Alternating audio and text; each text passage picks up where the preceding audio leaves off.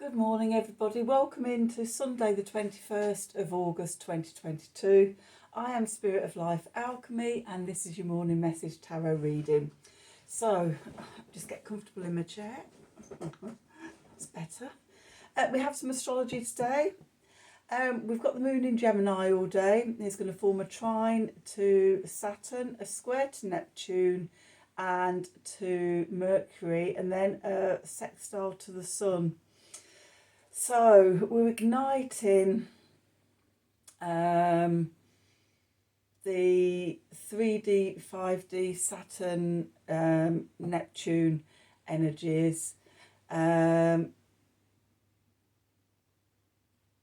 yesterday's reading. So I'm just reading my notes without putting my glasses on. Yesterday's reading, that the hidden path, spirit and matter, bringing them together to find our way forward.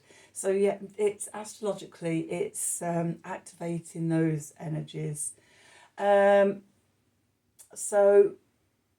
then we also have Mercury forming an opposition to Neptune. So this is about drawing information down from the 5D and shining a light on our communication and self-expression and how we're thinking, and sort of our mind.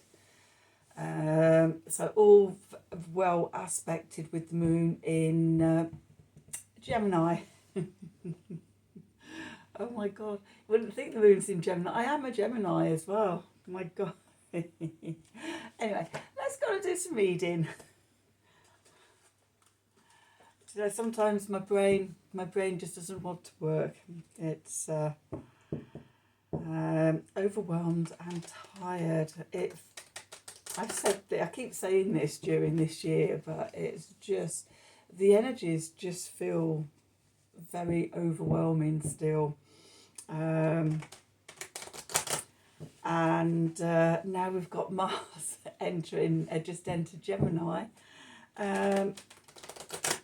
I think that's going to add to the mix, and Mercury now in his shadow period, going into his retrograde, starting at the full moon in Pisces on the 10th of the 10th. So, oh my God, just stuff.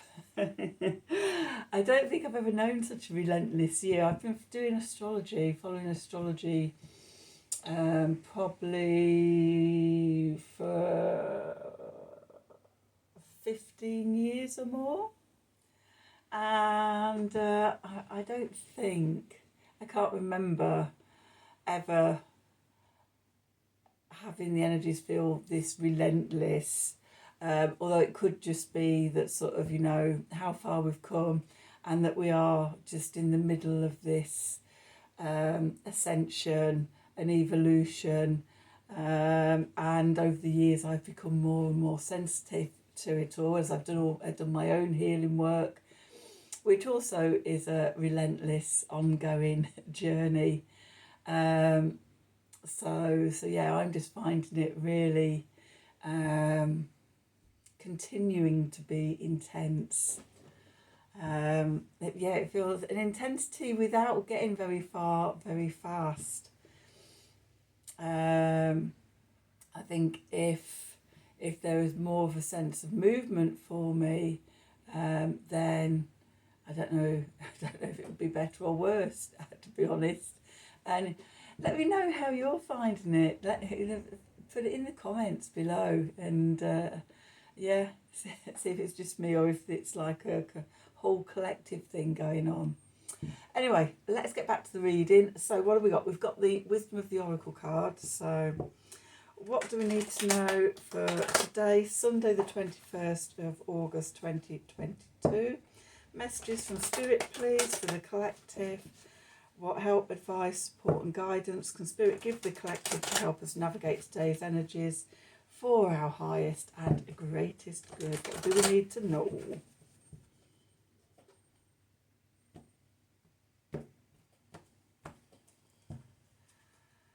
Okay. At the bottom of the deck, we've got soulmates. You're not alone. And then what else have we got? Oh, orphaned. Maybe you are alone. Only joking. and a message in a bottle.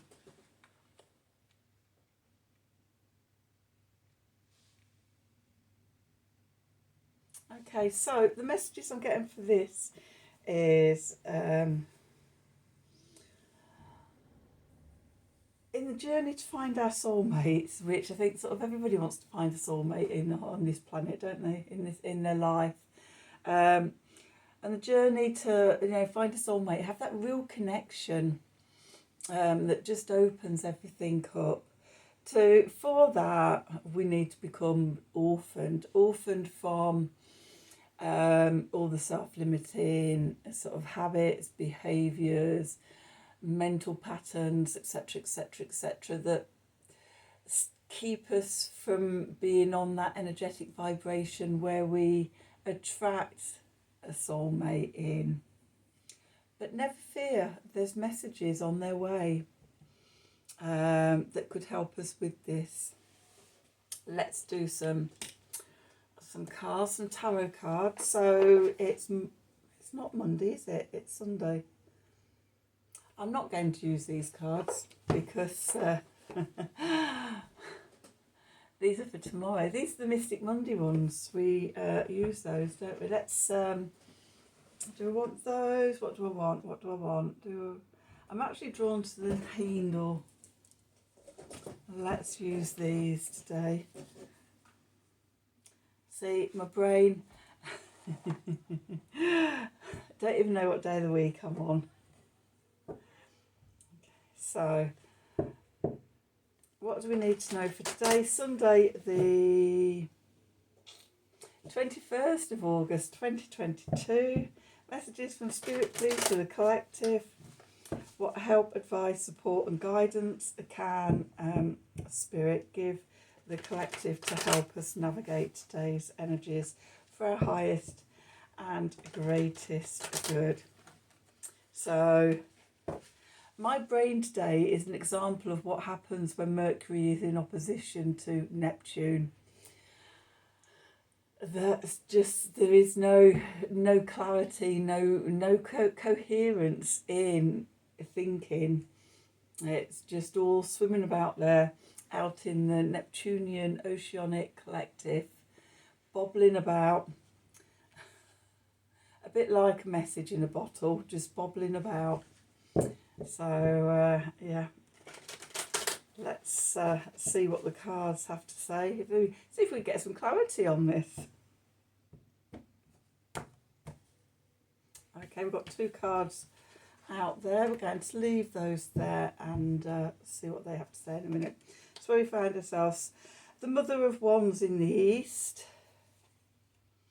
the Hermit, the Daughter of Stones in the west, the Four of Cups, mixed happiness, the Star, the Aeon, Judgment in other decks, with the Mother of Swords in the south, and the Seven of Stones, failure. So I'll talk about that in a bit more in a minute, because I don't always see the Seven of Stones or the Seven of Pentacles as failure. The Magician, Nine of Stones or Nine of Pentacles. Put those up there, and the two cards that jumped out, what we got there. Oh, Justice and the Ten of Cups, success. Okay, just like sort of Nine of Stones, material gain. You see, I'm not sure about that because it's Venus in Virgo. Okay, back to the reading. Let's see where we are. Okay. So, where we find ourselves today, the Queen of Wands. The Queen of Wands is creative and charismatic, and she takes no prisoners. She knows what she wants and she'll go for it.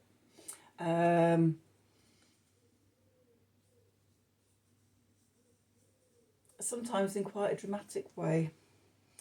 Yeah, we've got this, it's fixed fire energy. So, Leo, It's water of fire, fixed fire. So she's creative, but from her own centre. So we have where we find ourselves in our creative power. We want to be centre stage. We want the world to adore us, the world to love us. Okay, which is sort of in contrast to the Hermit. So the Hermit energy is leaving, and the Hermit is about going within to connect to our inner light, our wisdom, our creative fire, which is where the Queen of Wands comes in. So we've been doing this and we've gone inside, we've connected to this. Okay. And forming a foundation or a base, a structure of learning something new. This having connected into our inner fire, our inner wisdom, maybe something new to us, and actually standing in that power could be something that we're learning to do now. So take it slowly, don't get caught up in your own fire, and just one step at a time. Message from above, the Four of Cups, mixed happiness. Now with the Four of Cups, a couple of things. So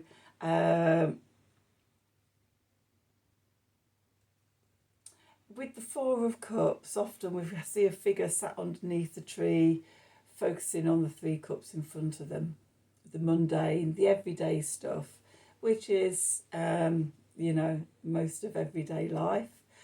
Because the focus is on that, what they don't see is the cosmic cloud with the cosmic hand coming through, offering the divine cup or the divine chalice, the magic, the spiritual spark that ignites this as well. So our creativity comes from connecting into ourselves, into our deepest core, our needs, and our feelings and things like that. But then also connected into spirit, because we create nothing on our own.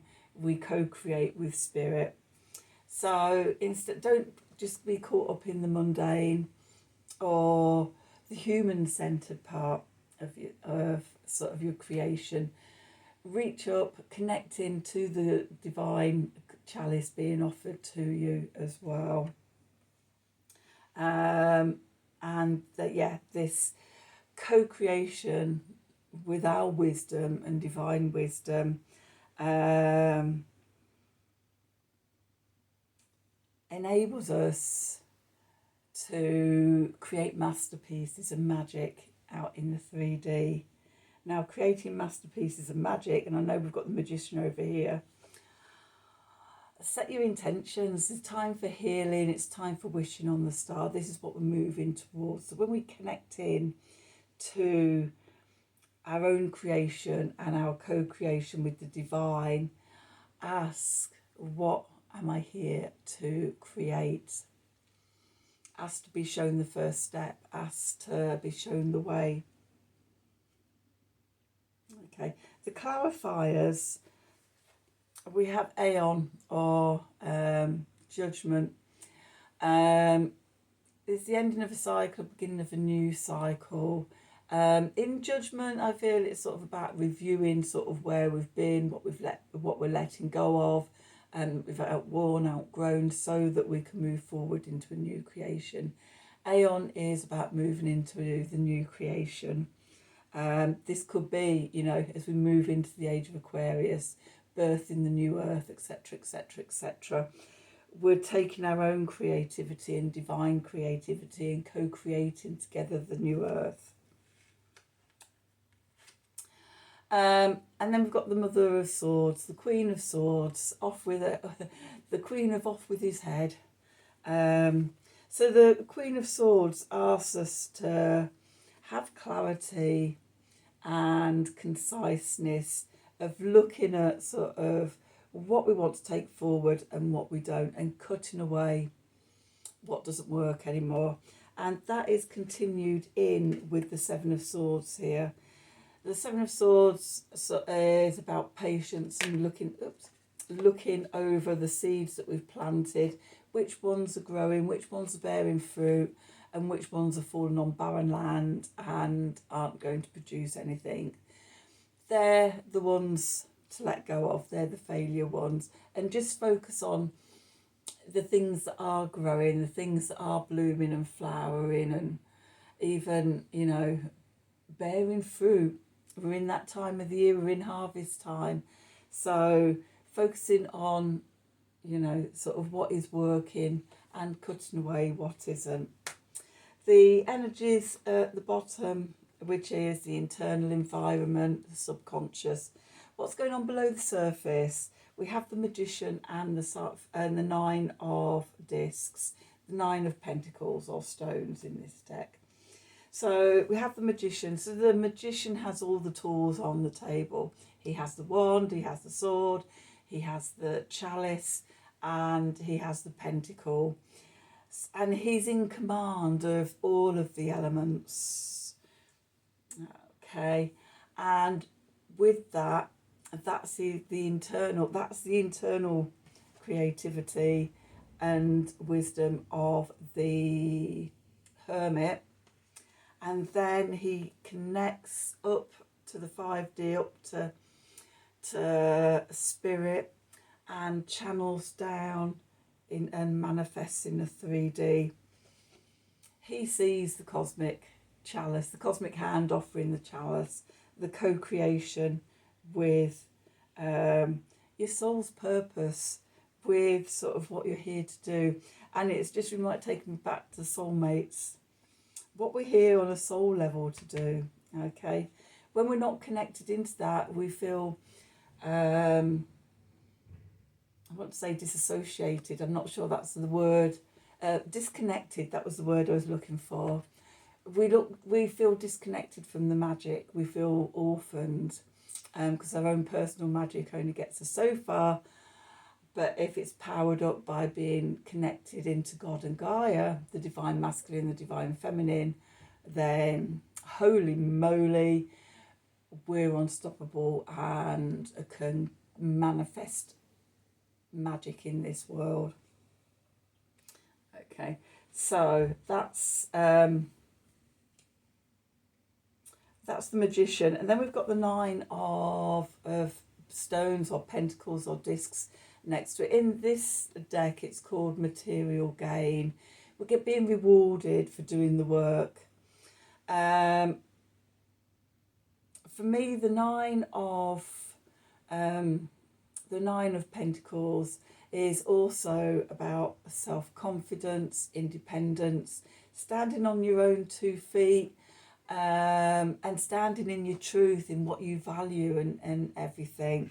At the beginning I was saying sort of, to find our soulmate, we have to be in that vibration. We have to let go of all the codependency, all the need for, for somebody else, the craving, the lower vibration energies. When we get into the Nine of Pentacles, the Venus in Virgo, we've raised our energy. We know who we are. We've filled ourselves up with our own self-esteem, self-worth, self-value. We know who we are. And when we know who we are and we vibrate at that high level, then, we attract the people to us that are soulmates and things. So, yeah, connecting in.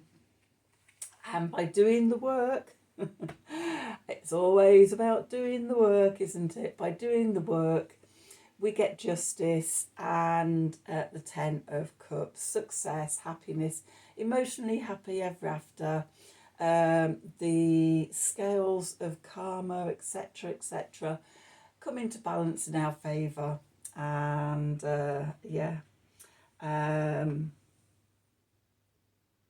it may be that a soulmate does come in. It could be, you know, you connect with your soul's purpose and things like that, with that soulmate, that higher self, and your lower self coming together in harmony. Could be somebody else coming in. Let me know.